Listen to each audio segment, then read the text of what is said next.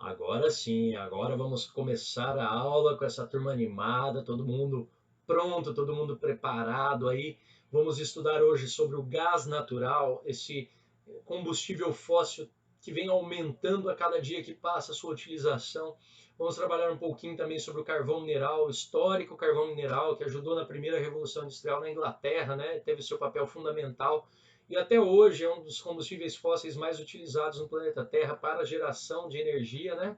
Mesmo sendo altamente poluente e degradante, mas temos aí o carvão mineral para falarmos, explicar um pouquinho também que sua presença maior fica no hemisfério norte e sua presença menor, vamos por assim, ela se encontra no hemisfério sul, né? E estamos nessa, vamos começar a aula aí com vocês, então, com aquela animação. Qual é a animação aí? Então tá, vamos começar aí, pessoal. Vamos lá, então, vamos nessa. Com aquele de sempre, para começar com salve, salve, né? O matinal, precisamos do discurso. O discurso sempre animado do Tonon. Aí depois todo mundo vai abrir o microfone. Então, Tonon, aquele seu discurso pré-formatura, pessoal. Vamos lá escutar o discurso do Tonon. Bora, Tonon, é contigo. Galera, é como eu já disse da outra vez. Como a gente tá em quarentena, tá isolado, o nosso bom dia tem que ser tão animado para voltar essa proximidade da sala de aula, para voltar todo aquele sentimento. Então a gente tem que dar o dobro de si. É por isso que é tão importante esse bom dia. Então vamos lá, vamos abrir o microfone, vamos colocar tudo de si nesse bom dia que vai superar qualquer barreira, qualquer computador vai deixar de existir, vai estar todo mundo junto na sala de aula, junto, gritando com tudo que tem. Vamos lá, vamos lá. Vamos lá, quero cada um no bom dia, hein? Vamos lá, pessoal, então, maravilhoso, Tonon, muito obrigado, sua participação está se tornando fundamental todos os dias. Vamos nessa, pessoal, primeiramente, aquele que não pode faltar, numa final de tempo, salve, inconfundível, abra os microfones, aumentem o volume e vamos despertar o vovô da sala, o de sempre o matinal, bom dia! Bom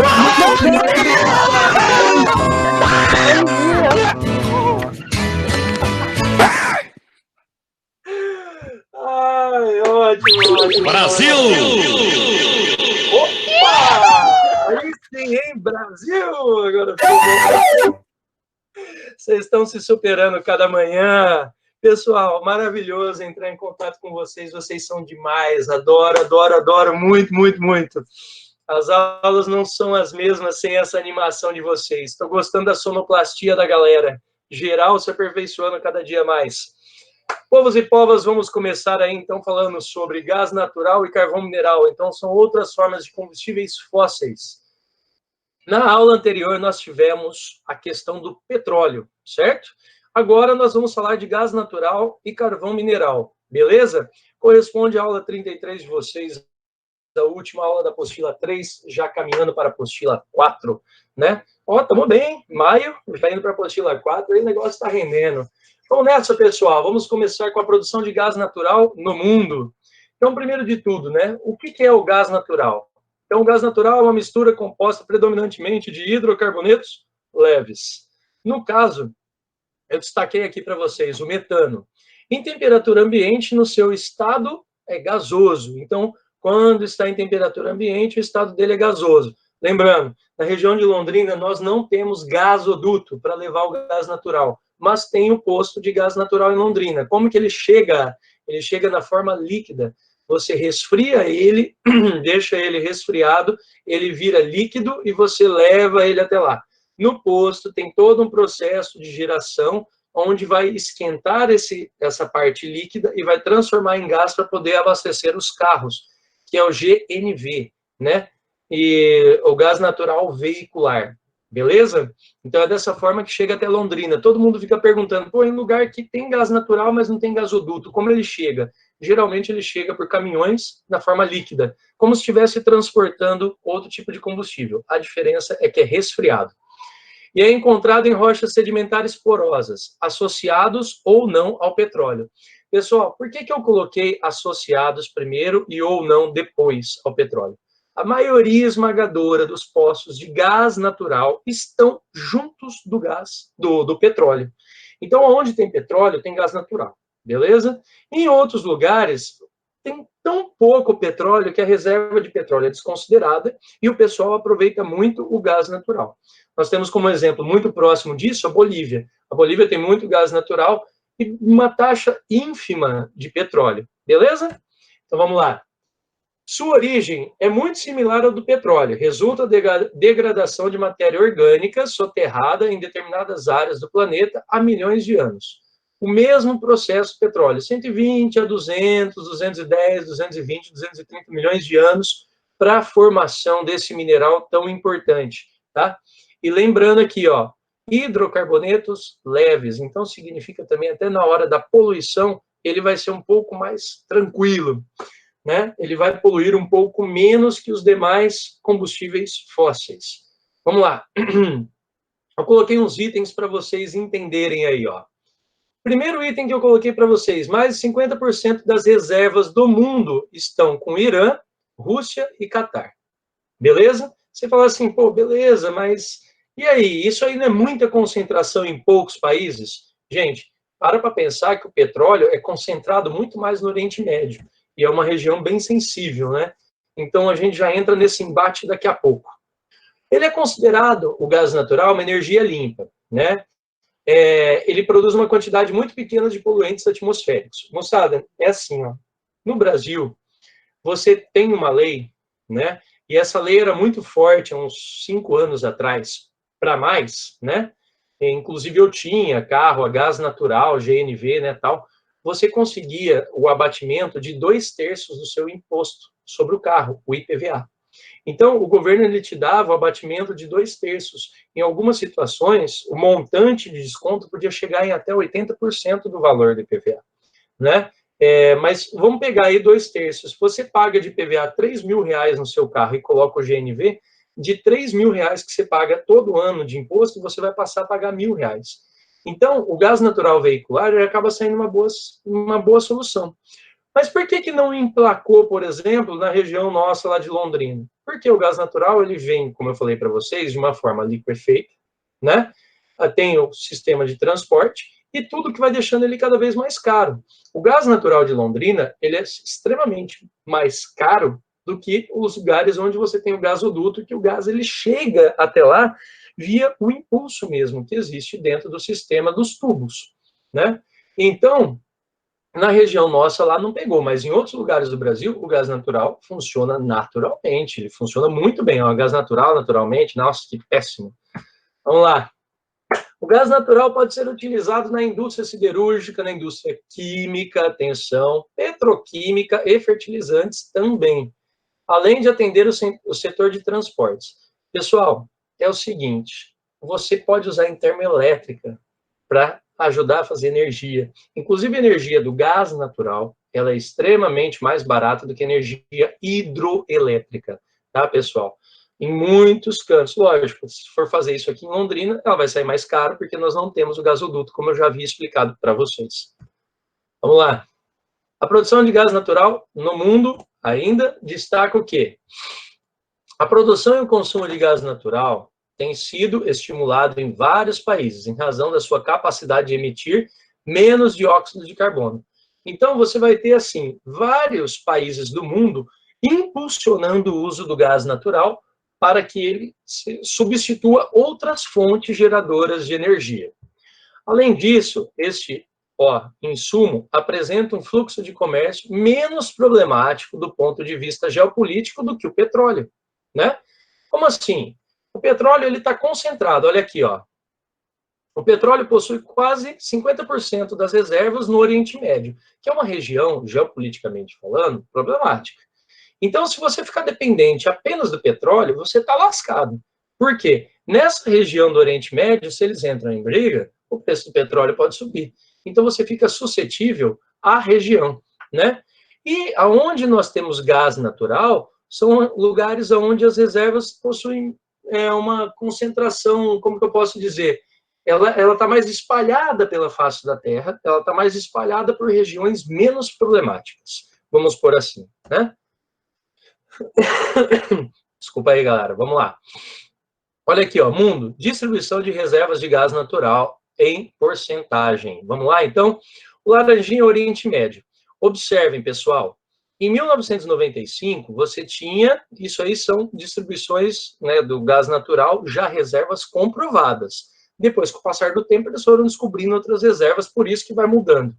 Vocês vão observar que o Oriente Médio tinha 37%, foi para 46%, depois 42%. Sempre a maior fatia está no Oriente Médio ainda. Você fala assim, tá, professor, mas isso aí não é um problema?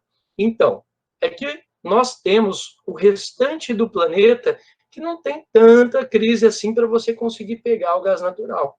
Então, a maior parte do gás natural está em lugares onde não tem problema, como o Oriente Médio. Combinado? Olha aqui comigo, pessoal. Observa o segundo maior aqui, ó. É o azulzinho, Europa e Eurásia. Eurásia é aquela transição onde fica a Rússia ali, não tem? Onde tem a Turquia e tal. Então, é aquela transição da Europa para a Ásia. Vamos lá? Olha só, reparem, pessoal. A Europa é o segundo maior produtor também.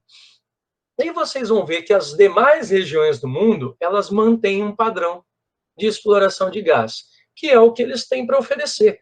Não foi descoberto nada de supra-sumo do máximo e etc. Beleza? Então, vamos lá. Produção de gás natural no Brasil. Povo, atenção. A principal área de ocorrência de produção de gás natural no Brasil está concentrada na plataforma continental do Sudeste. Pô, professor, eu vou ter que saber isso? Bom, vamos lá. Vamos conversar. Sim, tem que saber. Por quê? Essa bacia é uma bacia sedimentar denominada Bacia de Campos. Só a Bacia de Campos, no Rio de Janeiro, tá? Mas só que ela se estende para o Espírito Santo também, mas é a mesma formação geológica, né? Não é que muda o estado, que muda a geologia. A geologia é a mesma. Ela detém 40% da produção de gás natural nacional. E detalhe, pessoal, nós não temos o potencial de produzir o tanto de gás que nós usamos. O Brasil vem crescendo o consumo anual de gás, graças a Deus, né? Então, menor poluição, afeta menos. E a Petrobras, ela conseguiu desenvolver vários tipos de biogás, a partir de massa, de matéria orgânica, resíduo de cana-de-açúcar, resíduo de soja e assim sucessivamente, e até de lixões. No caso, aterros sanitários bem cuidados, bem lacrados, bem fechados, que daí consegue retirar esse gás. Depois a gente tira as dúvidas e eu respondo tudo que vocês querem. Combinado?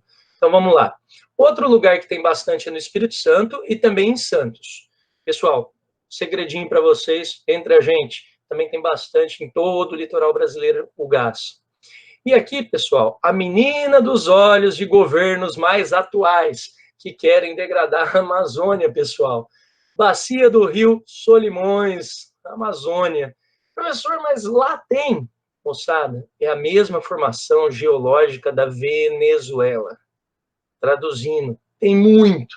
Se tem gás natural, existe uma grande probabilidade de ter petróleo.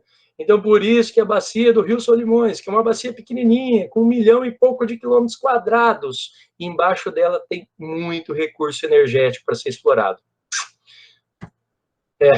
Estamos lascados, moçada, estamos lascados. A produção brasileira de gás natural não é suficiente para atender a demanda nacional, como havia falado antes. De políticas oficiais de estímulo ao seu uso e a termoelétricas movidas a gás natural, que temos bastante. Tem até uma marca, não vou ficar fazendo merchan dela aí não, mas tem uma marca que a gente consome bastante no Brasil inteiro, que a indústria trocou a sua utilização de energia elétrica, que no estado de São Paulo estava ficando muito cara, energia elétrica hidráulica, e começou a usar energia elétrica da queima de combustível, a termoelétrica, de gás natural. Ela teve uma rentabilidade, né, no aproveitamento, assim, economia de energia, de 65%, quase 2/3 da sua energia ficou mais barato, né? Então, barateou 2/3 praticamente. E com isso ela conseguiu fazer um produto melhor ainda e manter o preço. Aí ela acabou abocanhando o mercado praticamente todo, beleza? Sem fazer o merchandise do lugar, mesmo porque é uma cidade que é vizinha lá da minha, que eu sou originário, e a gente tem aquelas rixas pessoais, sabe, que tem de uma cidade com a outra, tá? Então não vou fazer propaganda do vizinho, beleza? Vamos lá. Continuando. O governo brasileiro assinou acordos para o fornecimento de gás natural com seus vizinhos, Bolívia e Argentina, países com expressivas jazidas de gás natural. O caso da Bolívia, pessoal, eu adoro muito o exemplo do Evo Morales, quando ele vai lá e ele nacionaliza a parte de extração de gás natural da Petrobras na Bolívia. E o então presidente da época, o Luiz Inácio Lula da Silva, ele pega e fala, eu não vou fazer nada. E a população queria que ele colocasse o exército na rua, queria que ele invadisse a Bolívia e tal coisa, né? Até que um economista conhecido por Henrique Meirelles chegou e falou assim, o Brasil explora a Bolívia há mais de 10 anos. Na época eram algo em torno de 13 anos, se eu não me engano. Tá? 13, 14 anos, mas era mais de 10 anos.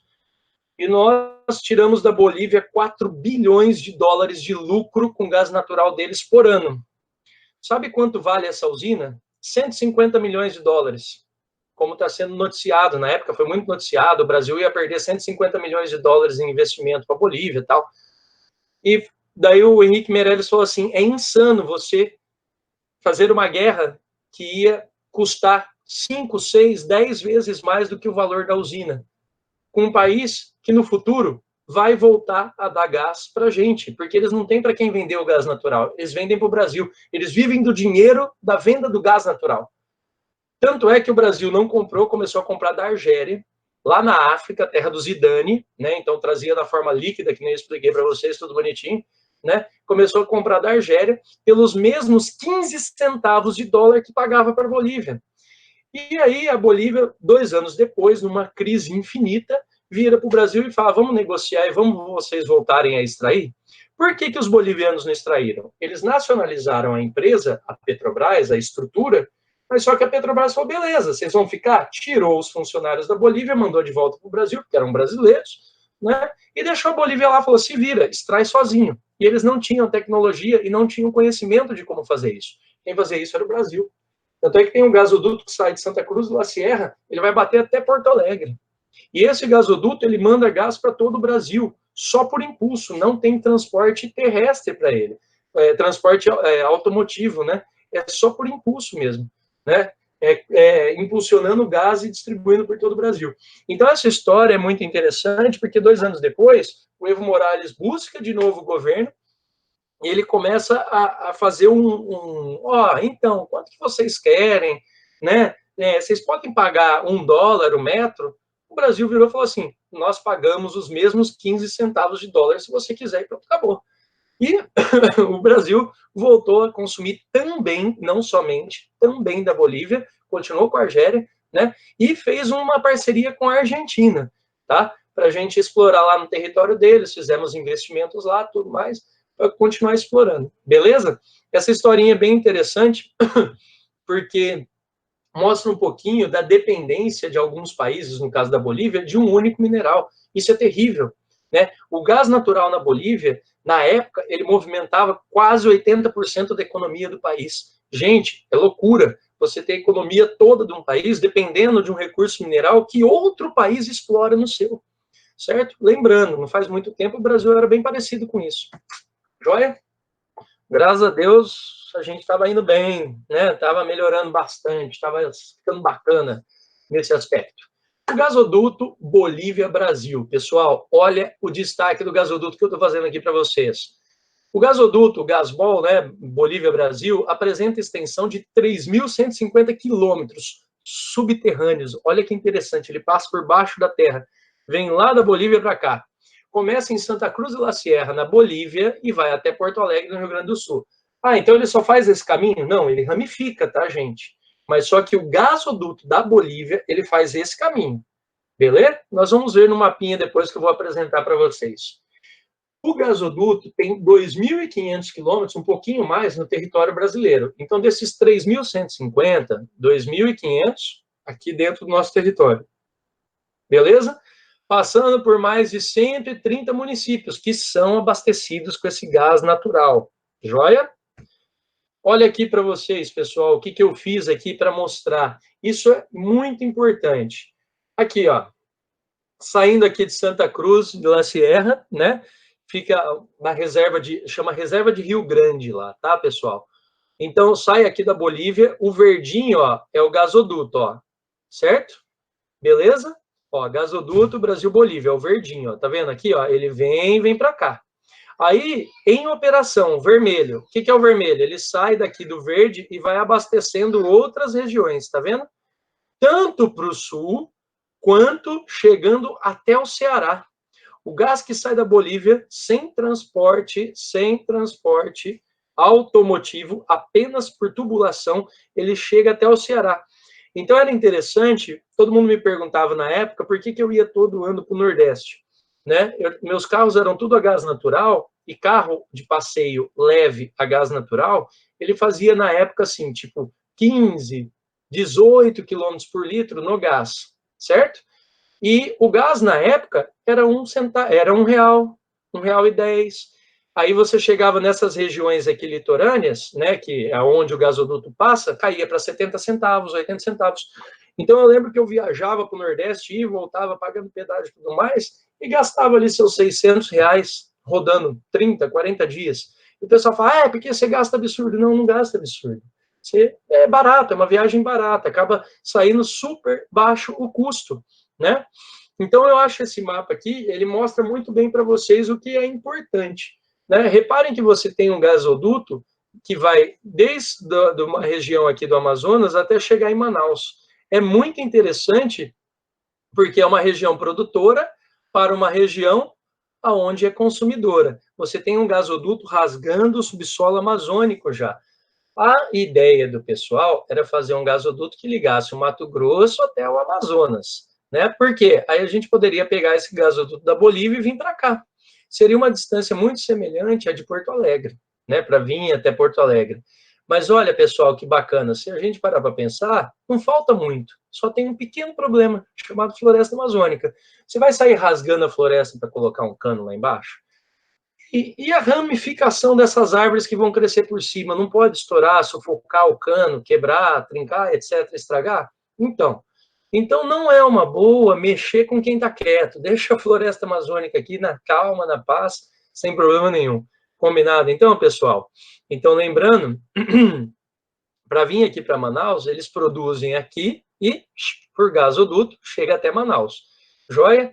O governo de Boa Vista queria fazer um gasoduto aqui, mas só que ele sofre do mesmo problema. São 815 quilômetros de floresta amazônica.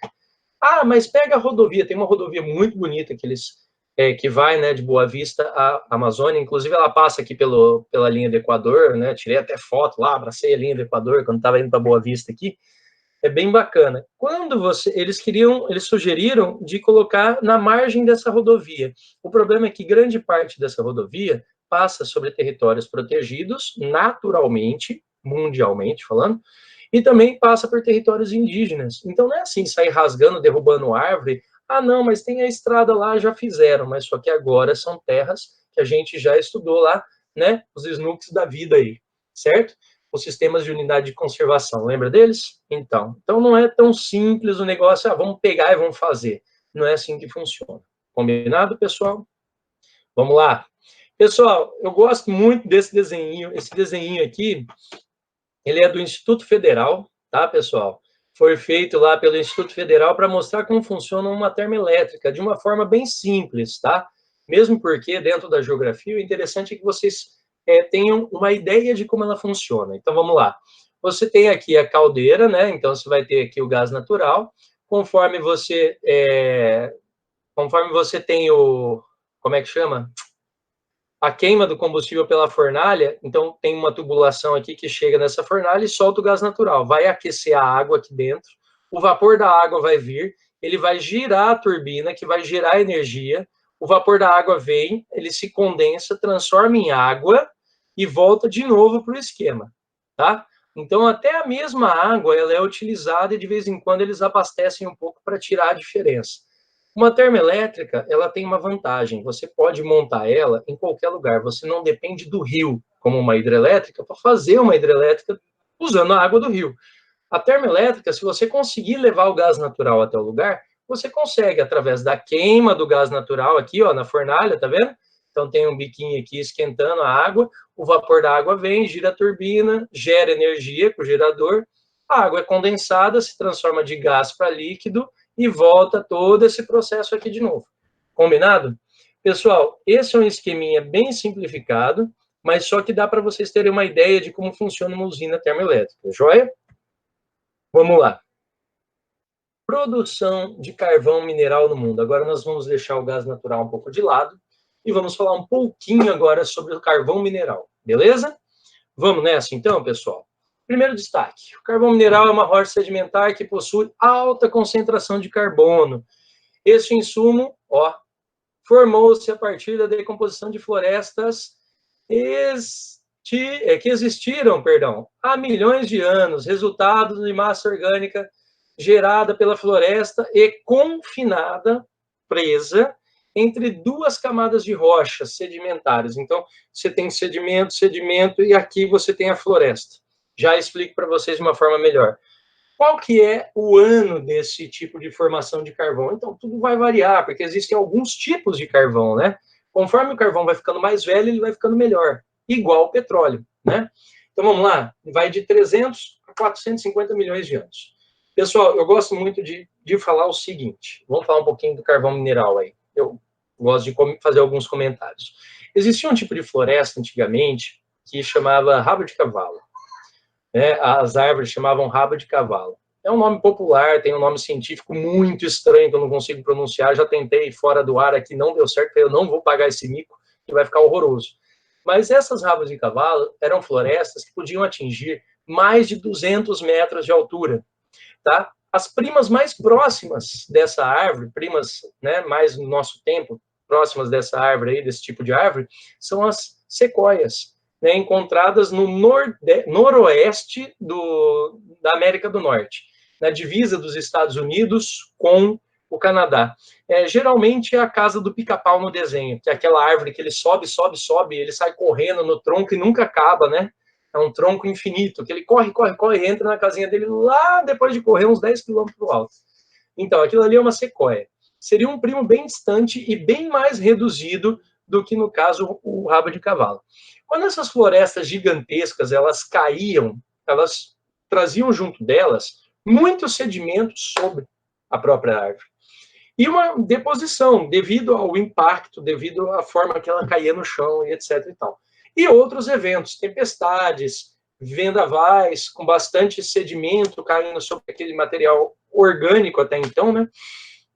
E aí esses sedimentos, eles caíam e impediam a entrada de oxigenação. Não tendo oxigenação na árvore, ela não apodrece, ela não se decompõe, ela vai cristalizar, por causa dos formatos das paredes que existem dentro da composição da célula da árvore, certo? Da celulose. Aí ela começava a cristalizar. Cristalizando ali, se formava, então, ao longo de milhões de anos, olha aqui, 300 a 450 milhões de anos, se formavam as reservas de carvão mineral no mundo. Beleza?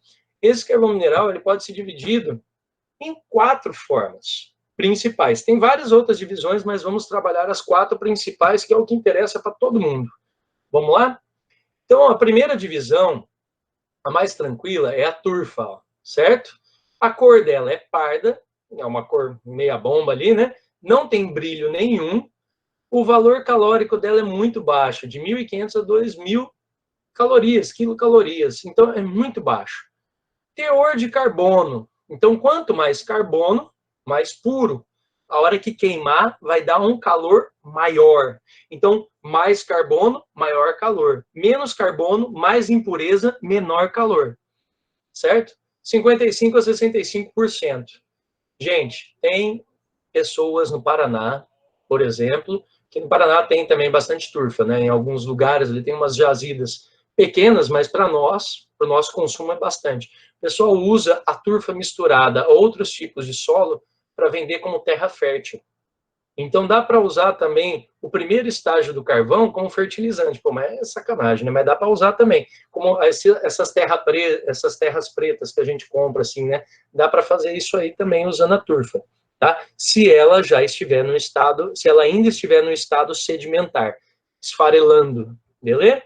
Lignito, cor negro para parda, né? O brilho é aquele mate. Eu tive que perguntar para a Laís, que eu não sabia o que era isso, né? Mate seria assim, quando você passa um batom que não tem brilho, é um batom meio sem brilho, assim.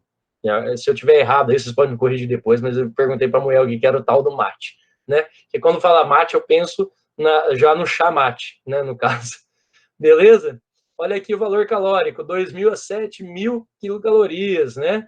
Então, olha o detalhe, pessoal, em porcentagem, de 65% a 80% de carbono. Já dá para queimar, já dá para aproveitar na indústria isso aí, já dá uma caloria bacana para derreter boa parte dos minerais, mas ainda não é o suficiente.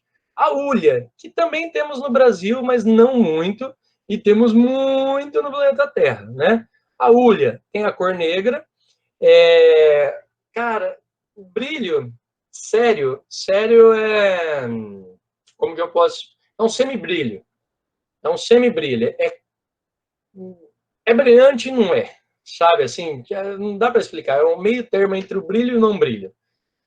Valor calórico 7.000 a 8.500, de 80% a 93%. Cara, esse aí para a indústria é filé. Você coloca lá, ele vai derreter os minerais metálicos, né? Ele vai fazer a função de gerar energia elétrica, se for o caso. Ele vai fazer a função de gerar energia automotiva, se for o caso. O Brasil não tem tanto deles. Nós somos dependentes da importação também da hulha. Por que eu falo também? Porque até lignito a gente importa. A gente importa um pouquinho de lignito, porque a gente produz, né? Uma boa parte. Hulha, a gente produz bem pouco, importa bastante. E o antracito, que é o top de linha, é o tipo de carvão mineral mais procurado para você trabalhar na indústria. Ele tem a cor negra, o brilho é intenso, ele é bem brilhoso, assim, ele parece um cristal escuro, tá? A caloria dele é de 8.500 a 9.000 e ele tem 93, 98% de carbono. Quanto mais próximo do 98, e com um choque de placas tectônicas, de força, eu não estou falando que tem que ser placa tectônica, pode ser qualquer outra coisa que faça essa pressão e esse aumento de temperatura. Um choque de uma placa tectônica pode, ao longo de milhões de anos, transformar o carvão em diamante. Pode. Não quero dizer que vá. Então todo diamante se transforma em carvão? Não. E todo carvão se transforma em diamante? Desculpa, falei errado. Todo carvão se transforma em diamante? Não, essa é a prova, tá bom? São casos raros de acúmulos de carbono que vão se transformar em diamante. Lembrando, diamante é a rocha mais sólida que nós temos no planeta Terra. Combinado? É a rocha mais concisa, é a mais tenaz, é a mais firme. O diamante é a dureza 10. Os outros minerais são dureza 9 para baixo. Tudo bem? Até chegar na escala 1, dureza 1, que é o talco. O talco que se coloca no pé, aquele pozinho, ele vem numa forma de rocha, dureza 1, certo? E o diamante é o dureza 10, é o outro extremo da tabela. Vamos lá. Aqui eu coloquei um desenho que fica fácil, tá? Quanto mais para baixo, a idade geológica aumenta. Combinado? Então, se eu tenho a deposição da floresta aqui e os sedimentos aqui, eu vou achar nesse primeiro instante a turfa. No caminho Londrina para Curitiba, você tem algumas reservas de turfa, pessoal. E é interessante quando você vai visitá-las, que eu cheguei lá, falei assim, nossa, vou ver carvão mineral in natura. Cheguei lá, era um brejo preto. Né? Tinha chovido à noite, então parecia uma areia preta, um brejeiro danado, assim. Eu fiquei maior frustrado. Aí, quando nós vimos a usina de lignito, aí bacana, deu para pegar no carvão mineral, é resistente, lembra um pouco uma madeira, né? O lignito é aquele que tem a cor mate, traduzindo, ele não tem cor. Quando você pega ele não tem brilho, perdão, tem cor, mas não tem brilho. A hora que você pega ele na mão, ele lembra um pouco o carvão que a gente usa no... Como é que chama? O carvão que a gente usa no churrasco, tá? Mas só que com uma diferença. O carvão que a gente usa no churrasco, ele é negro, tá certo? Ele é cor altamente escura. Já no caso do lignito, ele tem parece um marrom bem escuro, quase apodrecendo, assim, uma madeira apodrecida, uma coisa assim. É bem interessante. E quando nós vamos ver, assim, essas camadas de deposições que existem aqui, é importante, então, que vocês guardem. Aqui é mais recente e aqui é o mais antigo. Quanto mais antigo, maior o aumento de temperatura, maior o aumento de pressão, maior o tempo geológico que vai deixar esse Carvão, no caso, valendo mais em questões de caloria, em questões de valor energético, em teor de carbono e assim sucessivamente. Não esqueçam. Olha só, distribuição de reservas de carvão mineral no nosso território lindo, maravilhoso, perfeito. Vamos lá? Assim como o petróleo e o gás natural, o carvão mineral é utilizado como fonte de energia primária, é aquela que você vai usar dele direto para queimar. E como matéria-prima para a indústria, você também vai usar ele para produzir, para rodar, para queimar, para transformar produtos na indústria, certo? Mais de 80% das reservas comprovadas de carvão mineral estão situadas no hemisfério norte, moçada. Isso é a porrada. Mas, de uma certa forma, é interessante, porque no hemisfério sul nós tivemos que nos virar com outras formas. E aí, o Brasil, mais ainda, por ser a vida inteira explorado, né?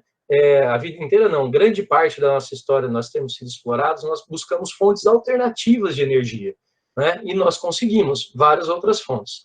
Então, no hemisfério norte, onde se encontram? Na Europa, América anglo-saxônica, né, que é aquela América que compõe Estados Unidos e Canadá, e Ásia Oriental. Atenção, Ásia Oriental é para o lado lá do Oceano Pacífico, tá? China, Coreia do Norte, aquela região toda lá, Mongólia, Rússia, joia? Então, aqui tem um mapinha que vai elucidar um pouco isso para vocês. Olha aqui no Brasil, ó. Olha o carvão aqui onde encontra, ó. Só na região sul e parte pequena do sudeste. Olha aqui no hemisfério norte, na América anglo-saxônica, ó. Eu tenho predomínio aqui, ó, desde o Alasca, Canadá, Estados Unidos. Uma pequena manchinha na divisa do México com os Estados Unidos a gente tem também, mas ali é lignito, tá? Igual o nosso problema, não é tão interessante a exploração. Na Europa, pessoal, ó, nós temos, apesar do mapa estar menor, aqui, ó, onde está o Reino Unido, nós temos lá a reserva de carvão, afinal, né? Primeira Revolução Industrial, carvão, mineral e ferro, lembra disso? Muito bem. Poucas reservas exploradas, existentes, comprovadas na África, mas existe, até em Madagascar tem, né? Então, eu me remexo muito aqui, ó, o rei Julian, né? Então, nós temos aqui, ó, em Madagascar também, mas só que a gente começa a observar, pessoal, olha aqui, na Ásia, uma grande concentração de carvão. Olha a linha do Equador. Realmente, a maior parte do carvão mineral está no hemisfério norte, uma pequena parte no hemisfério sul, com destaque para a Oceania, principalmente a Austrália. A Austrália tem muito carvão, que ela vende, inclusive, para o Japão. É o principal comprador do carvão da Austrália. Bora lá, pessoal. A produção de carvão mineral no Brasil. O Brasil é um país pobre em carvão mineral, já falamos. Suas reservas estimam em 6 bilhões de toneladas. É pequeno, né? Que não chega a 1% do total mundial. Na verdade, é 0,77%. 0,77%. Não dá nem 1% do total mundial. É muito pobre. As jazidas estão distribuídas no território, né, que datam o Paleozoico. O Paleozoico é aquele antigo, 400 milhões de anos para mais. Lembra disso? Sobretudo no estado de Santa Catarina, primeiro colocado na produção de carvão. Anota aí. Santa Catarina, primeiro colocado, né? Rio Grande do Sul, segundo colocado nacional na produção de carvão. Aí vem o Paraná, terceiro colocado, onde é bem pequena a parcela de participação, e São Paulo, quarto colocado, só no sul de São Paulo, divisa com o Paraná ali, que tem também um pouquinho de carvão que muitas vezes é deixado de canto, é escanteado. Então, o destaque no Brasil está primeiro em Santa Catarina, depois no Rio Grande do Sul. Combinado? Bora lá. A maior parte do carvão mineral encontrado no Brasil não é de boa qualidade, como já explicamos anteriormente. Com baixa quantidade de carbono. Lembra a quantidade de carbono que nós vimos o percentual naquela tabelinha lá no cantinho? Muito bem. E elevados teores de enxofre. Traduzindo, na hora que você queima, é impuro. A calorimetria cai. Mas com o carvão existente em Santa Catarina, ele é considerado bom, ainda pode ser utilizado para a produção do coque siderúrgico. O que é isso, pessoal? Eu coloquei aqui o que é o coque siderúrgico, obtido a partir da destilação do carvão mineral em fornos. Você vai pegar o carvão, você vai purificar ele, vai deixar ele o mais puro possível, vai transformar ele num coque. Então, o coque é um carvão com alta quantidade de carbono. Na queima dele, ele gera uma caloria absurda e consegue derreter vários minerais.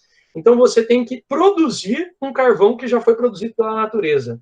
Então, você pega o carvão da natureza, leva ele, transforma ele num carvão coque siderúrgico, e aí você queima ele na indústria para fazer o que você precisa. Olha só que louco a utilização.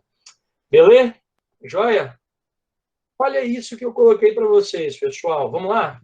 Carvão mineral no Brasil. Repara, olha as nossas reservas, como eu havia falado para você aqui, ó. Vamos trabalhar para vocês entenderem. Ó, sul de São Paulo está aqui, beleza? Tá todo mundo vendo? Essa manchinha aqui. O Paraná, predominantemente no segundo Planalto Paranaense, joia? É a localização aqui no Paraná. Em Santa Catarina é a mesma formação geológica, se vocês observarem, e ele vai vir até a cidade de Criciúma. Que Criciúma é uma cidade em cima de jazidas de carvão explorado. É interessante, quem vai para Criciúma deita lá, dorme lá, põe a cabeça no travesseiro. Se for numa casa e estiver rente, uma casa rente ao chão, o quarto rente ao chão mesmo, não o segundo andar assim da casa, rente ao chão, você vai dormir à noite, para quem tem sensibilidade no ouvido, vai começar a escutar escavações, barulhos, na verdade. Você vai escutar barulhos, vai escutar o cara escavando, porque lá eles escavam 24 horas por dia, né? Então você começa a escutar as máquinas trabalhando lá embaixo, você escuta rangidos, barulhos. Você fala, nossa, que coisa estranha, né? Que negócio diferente. Então é bem legal a questão de Criciúma, tá? Até a cidade ela respira, né? A cidade do carvão, o Vale do Carvão e tudo mais. E aqui no Rio Grande do Sul, que tem carvão, mas é lignito, numa qualidade, né, daquele jeito, não é o carvão mineral, mas eles produzem também, né? E assim, nós temos o desenho, no caso do Brasil. Olha aqui que eu coloquei para vocês, que bacaninha, né? Falar isso para não colocar esse negócio girando assim, que dá tontura, mas eu falei, eu vou colocar porque eu gosto, porque é redondo o negócio, eu vou botar um girando aí. Brasil, importação de carvão mineral, pessoal. De quem que a gente importa? O nosso maior exportador que manda para a gente importar é os Estados Unidos. 35%, um terço do que a gente consome vem dos Estados Unidos. A outra grande parte vem da Colômbia, e ó o detalhe da onde vem outra parte do nosso carvão, da Austrália. Nós temos uma parceria com a Austrália. Eles mandam para nós o carvão, nós devolvemos para eles alguns tipos de minerais que eles precisam. Entre eles, pessoal, atenção, o manganês. Eles precisam bastante, lá eles não têm tanto. O Brasil tem bastante. Lá eles têm reservas de manganês, não estou falando que não tem. Mas só que daí a gente manda, o navio que vem carvão, volta com manganês. É bem interessante, já tratado. Então, assim, o Brasil acaba meio que pagando um pelo outro. Lógico, os produtores são diferentes, os consumidores são diferentes, então a gente paga e depois eles pagam. E assim sucessivamente, tá? Mas o preço sai basicamente elas por elas. Olha que interessante, a gente importa da Rússia, pessoal, do Canadá, são países muito longínquos. Por quê? Lembra, no hemisfério sul tem dificuldade de ter o carvão mineral. Joia? Gostaram aí, pessoal? Muito obrigado a todos, valeu pela atenção, gostei muito da aula de hoje, vou abrir para perguntas. Vamos lá, então? Moçada, não tem como fazer aula curta com vocês, porque vocês são demais. É muito legal a participação de todos, muito obrigado. Se inscreva no nosso canal, ative o sininho, dê um like, né? E compartilhe o vídeo, aproveite que nós estamos tendo aula aí. Muitos ex-alunos estão entrando para assistir nossas aulas. Um abraço a todos vocês, muito obrigado pela participação. Né, vocês estão deixando os comentários, saudade de todos, dos alunos atuais, né, dos nossos ex-alunos que estão entrando. Muita satisfação tê-los aqui no nosso canal e ajudando a fortalecer todo dia, beleza? Valeu, moçada, um abraço, beijo no coração, fiquem com Deus, até mais, tchau, tchau.